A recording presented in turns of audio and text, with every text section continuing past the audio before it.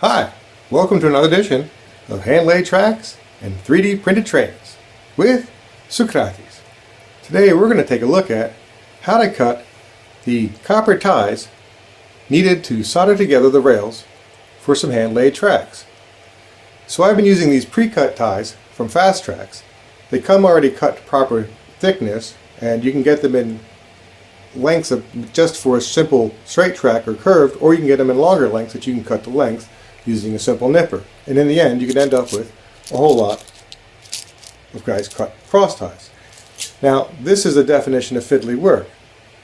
So what I did was I made a tie cutter. Now Fast Tracks offers various tie cutters for their turnouts. This I made as a number 6 turnout. All the different cross ties for a number 6 turnout. A little window so you can make sure the tie's in the bottom, and then you can nip them off to length.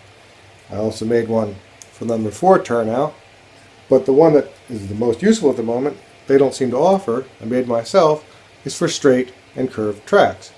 Because when you nip these off, they all have a little rough end on the end, and you have to file that to length.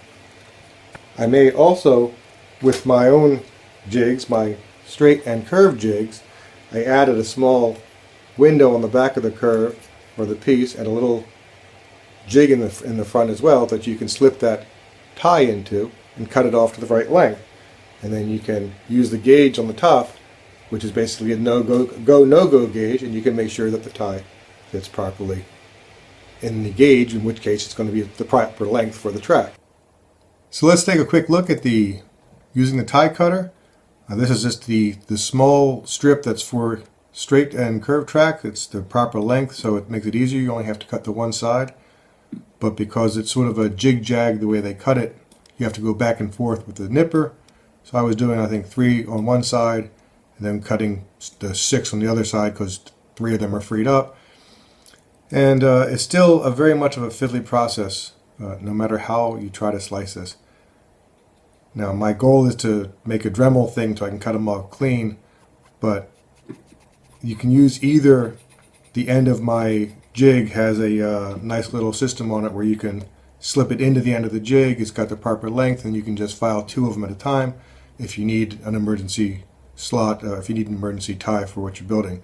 And it has a little go-no gauge on it as well, so you can make sure the tie is the right length.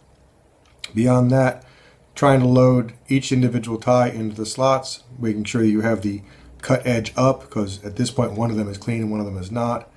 And then I went through ahead and I was going to do some of them. I figured I'll do as many as possible, but once it's loaded up, you pretty much hit it with a file real fast, and it's pretty quick work to clean off the ends of it.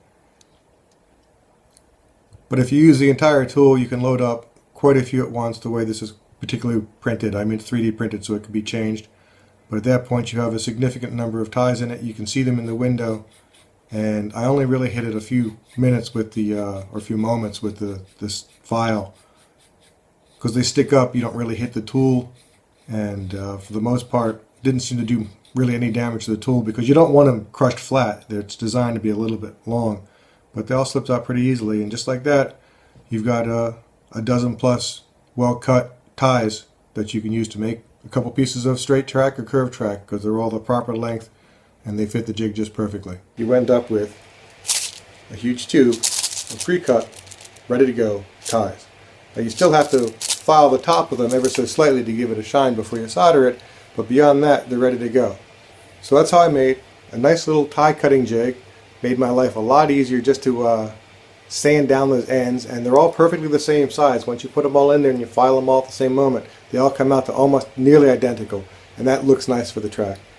And this particular piece was early made, so it's not as even as it could be, but even without that little bit of error, it came out really quite nice. I'm quite happy with it so far, and we'll keep running some trains and laying some track.